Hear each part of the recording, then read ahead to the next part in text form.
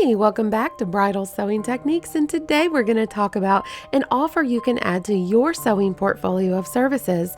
Later on in the video, I also have a coupon for you, and I cannot wait to share this with you, but there is a way you can gain up to 100 times the traffic to your website for free. It worked for me, and I'm going to tell you about it. Let's go! I have a 3-piece luggage set that I take when I offer wedding day services, and I'm going to talk about what's in those 3 pieces of luggage. This is the main piece and the largest piece. I have 2 other pieces of luggage that of course I want them to match and look nice. You can even get vinyls cut for the outside of them that are branded for your business, which looks super professional. The other 2 pieces of luggage, one fits my steamer iron combo. The other one has my sewing machine in it. So on this side of this piece of luggage, I'm going to have this pack of Gutermann thread. It's got a lot of different colors in it. You'll see in the wedding day services contract that I have linked to down below.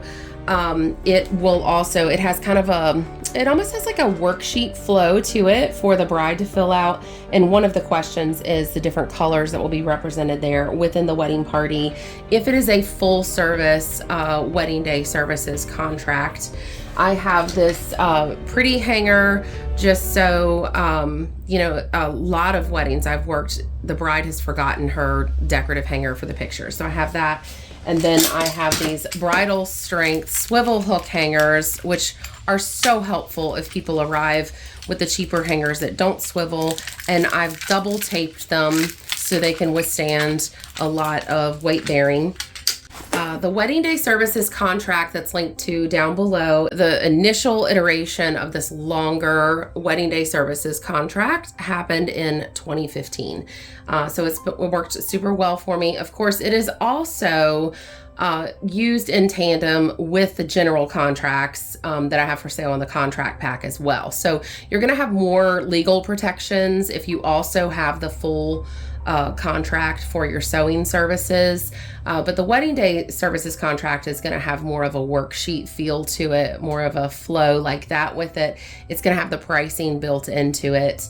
It is editable. It's 2 different files. There's a PDF and there is a just a general, you can use it for Word, Google Drive, that kind of thing, and add your logo and customize it and whatever else you want.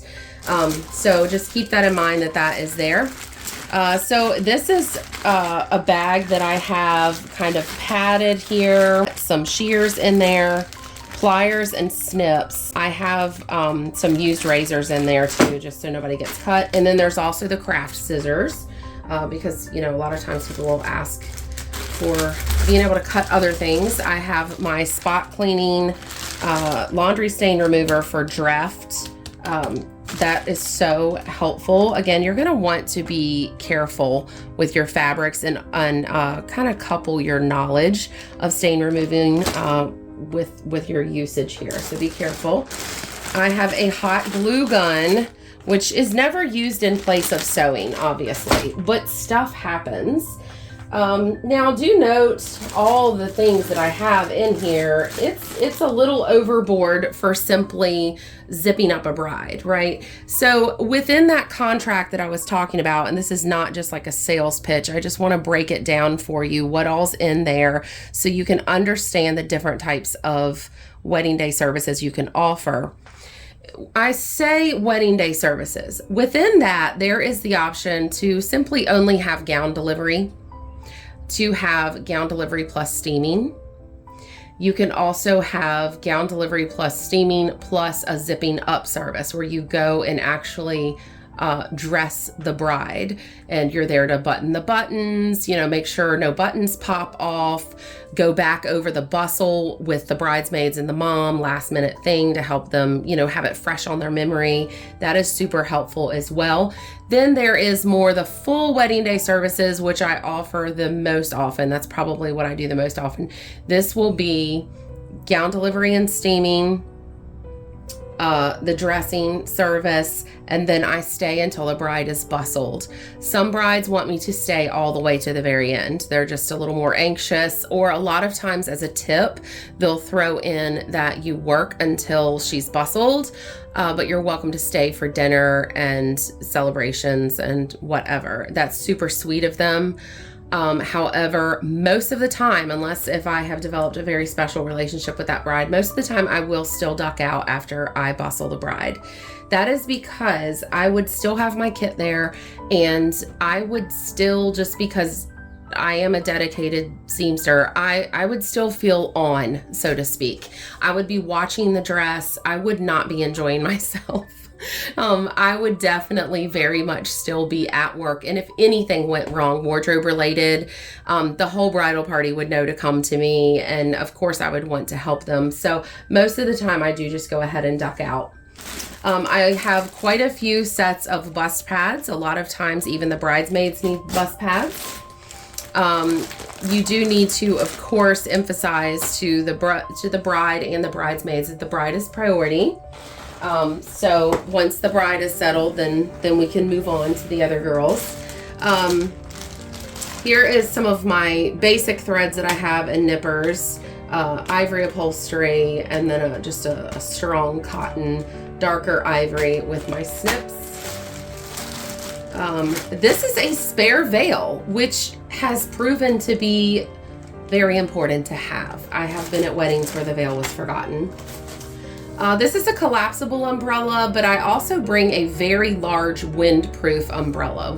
Think of the more expensive golfers' umbrellas kind of thing. And so if it's a hot day, I help, hold the umbrella over the bride. Various bustle hooks, different colors, boning, corsage pins, yes. Various lengths and colors of ribbon, plus an extra bridal strength zipper. Yes, I have had to replace a zipper at a wedding before. This O-ring proves to be so handy, and let me tell you how you're going to use it. A lot of times these bridal suites, it's crazy, but they do not have a way to hang the dress. So the plan that I have, and I don't see it, I have a commercial strength over the door hook. Okay, you cannot use that with a wedding gown if it's a hollow door. You can only use it if it's one of the older doors, right? Even one of the older doors that are solid, sometimes they're too thick for even the commercial over the door hangers. So what I do then, and I've had to do many times, is take a strong piece of ribbon, tie it to the doorknob on the outside of the door, bring the ribbon over the top of the door, hook an O-ring on that, and then I'm able to put the coat hanger there, the dress hanger, and hang the dress there and use this O-ring. And you can knot your ribbon at different distances and adjust where this goes with an S-hook. Another way of hanging is this clamp. You can always clamp this over a door. That would be a pretty wide door, right? I've had to use this many times as well. Clamp this to the top of the door, do the ribbon, hang it down, O-ring, boom. So that's how that works. This, oh my. Once you explain what this is, the entire bridal party is going to attack you and want to use it. FDS, I feel like they have kind of failed women in their advertising. A lot of people are not familiar with this product, but it's feminine deodorant spray, and you just explain to them, they spray it on their thighs and it will keep them from sweating. So that way they don't get sweat marks on the back of their bridesmaid's dress after they've sat on a 100-degree day in a chair. Even the brides love it too. It's very cooling. It helps keep them cool and dry. So this is awesome. It's always in my bag, and they usually use the entire can. So wedding day services are not cheap. I always need to bring an extension cord. It needs to be strong enough for my steamer iron combo, which is, that's going to pull a lot of voltage. So make sure you don't bring a wimpy extension cord and present a fire hazard. You need to bring one that's right. Here's an extra pair of reading glasses. There's an extra slip in here. Quite a few weddings I have worked that the bride had inappropriate colored underwear. I know that sounds crazy, but it happens. Or the light hits them differently outdoors than what it did anywhere that she had ever tried the dress on previously, and she realizes that the skirt is see-through. So here's an extra long slip. It is, this is a 34-inch slip, so that'll get down to the ankle for most brides. They come in extra long lengths from a website / catalog called Woman Within. Very hard to find this length. It's a nylon tricot, super great. White washcloths. Now this one is spent from my last event, but I do include a few bottled waters in here. I do bring a gallon of distilled water to put in my steamer, and I just leave behind what I don't use of that for the venue to use, but I always keep some in here too, just in case. I do actually have a kind of a blank Flower Girl basket because this is often forgotten as well and causes some panic, and it's just easy to have in here. Why not? So lint rollers, these are the refills, clear packing tape, waterproof first aid tape, fashion tape, petals for the bust area. I don't want to say anything that gets me demonetized, but petals. So basically you're gonna want your feminine tapes that you may need. That's a cause a lot of times for wedding day services if the bride needs taping. Here is some random length of some fusible, iron-on fusible webbing. The yellow quilting pins I use so often. Clear snaps, spare veil comb, white or ivory eyeshadow. The reason why I use this is if they get a spot on their dress that I cannot get out, I can mask it with the eyeshadow, and it comes in different colors. So I prefer this too. I know some people use cornstarch or baby powder. I prefer the eyeshadow. I feel like it sticks on there a little bit better, and I can also control the color of it a little bit better. So this I could either always leave multiple colors packed in here, or I could pack the color that's appropriate for my bride's dress for the day. I think that's a better idea because, as you know, these do crack. So there's that. I do have a copy of the contract right in here because that contract contains an itinerary that the bride fills out. It also contains the contact information. You'll see all that within the contract that I have posted for sale. It's a super cheap price, by the way, guys. It's like $5.99, and if you get it, you also get 20% off my contract pack bundle. So it's excellent deal, $5.99. But with that, now this is where I'm plugging it. $5.99 today, you know. But anyways, I'll put that link down in the video description. But it's going to have all the contact information of the different vendors that I may need to get a hold of, where I park, where I unload, all the things. And like I said, I have been reworking this contract in this basic iteration since 2015. So whenever anything would go wrong that was not in the contract, I would go back and add it in. So it has been super helpful to me. One thing I did want to mention with sharing this is, I don't know if you guys follow the podcast or not. Nadine, her podcast, Secrets of a Bridal Seamstress. You can find it pretty much anywhere, I think, but it's a great podcast, and it was kind of a creative synchronicity event that happened. She just had a guest on, and I'm going to link to this podcast episode down below, but she is a stylist who does wedding day services. She just had a guest on, and I was blown away by how much we had in common when she was talking about what was in her bag and how she uses it versus what's in my bag. I was absolutely blown away. Obviously, the podcast is all audio. This is very visual. I had told Nadine before I even listened to the podcast, I had told her I was planning on doing this video. I've been seeing a lot of day of dressing service information on social lately, and wedding day services information, and I just kind of wanted to round it out.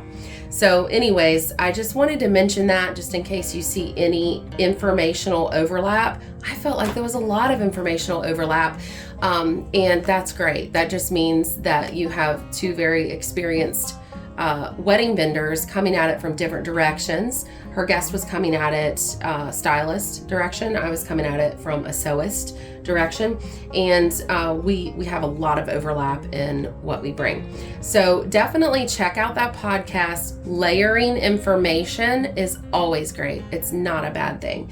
Okay, so the other thing is I always bring wearable sewing kit, and I also have a video coming up about that soon. It just depends on your personal preference, how you choose to wear your sewing kit. Some people wear kind of like a lab coat with pockets. Some people will wear the pin cushion on their wrist. Some people will wear their snips around their neck on a like a lanyard. I prefer a crossbody sewing pouch that has the pin cushion and the nippers and all kinds of things in it. And again, that'll be a separate video, but I definitely have a wearable sewing kit as well. This is the next section of this video that is super important that I don't want you to miss. Is a very important part of wedding day services that has built my business so much is that I blog. I blog and I post to social media when I work a wedding. I do all the vendor mentions, all the linking. The linking and the blogging on my website, even if it's not viewed by a lot of people, Google loves that. Google loves a link-heavy blog. And often the vendors that we are linking to, they carry their own weight also in SEO. So Google loves that, and it's going to give your website a boost. It'll give your website a visual boost. The brides who you are able to reach out to let them know you have the blog, they typically love it. It goes a little more in detail, blog posts do, than social media. So please consider, you definitely should try to have a website as a sewist. They're not hard. There's so many website companies out there that are just, plug and play. Very, very easy. So have a website and consider having a blog where you can upload your adventures in your wedding day services or your sewing. And don't forget to think of the weight of the links. So like for instance, with this, I might say, I brought this for a 100-degree day. I picked it up at my local link, Walmart. Okay. Walmart.com is a huge website. So when you add that link to your blog, it's going to make your website that much more influential. So think about things like that. This is not something that can just help your bride, can bring your experience in the bridal industry full circle, which I feel is very, very important, but it can also bring a lot of extra traffic and SEO love to your website. So do not neglect that part at all. Thank you so much, guys. I hope this has helped you. In the meantime, make sure you check out this next awesome video. Bye.